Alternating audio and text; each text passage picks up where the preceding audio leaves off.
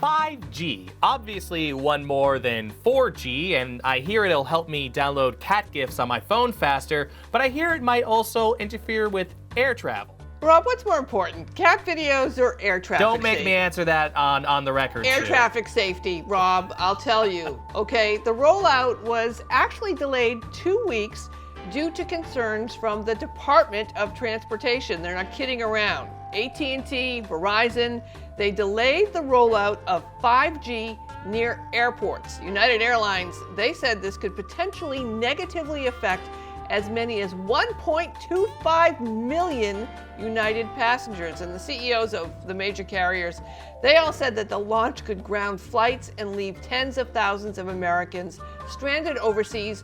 Just what we need while we're in a pandemic. Just what we need. We get that faster internet, the 5G, our phones are able to download things faster. Specifically, what's happening? Why is 5G going to be interfering with airlines, and how is it going to make my life worse somehow? They've been warning us for years not to use our phones on the plane during takeoff and landing.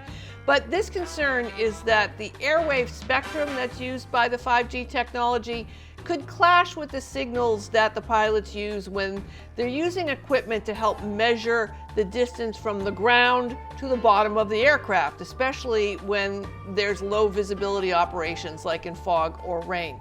But AT&T and Verizon, they have insisted that 5G networks operate safely without interference already in nearly 40 countries. But both companies, they've agreed to maintain buffer zones around at least 50 airports to reduce the possibility of interference. Of course, this does not include Boston's airport.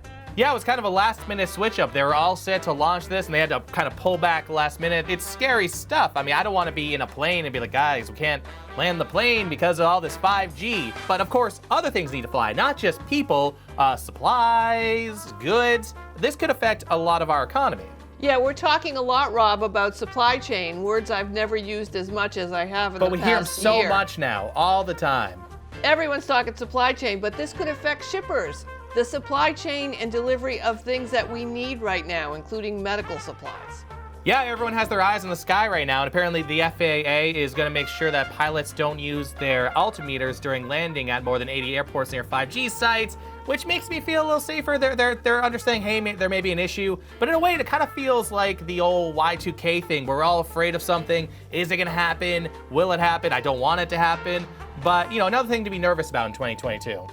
Well, better safe than sorry. Of course, you have to wonder why we're up against the deadline and then suddenly everything happens. But I'm sure all these powerhouses involved, you've got your airlines, you've got Verizon and AT&T, and you've got the U.S. government. What could go wrong?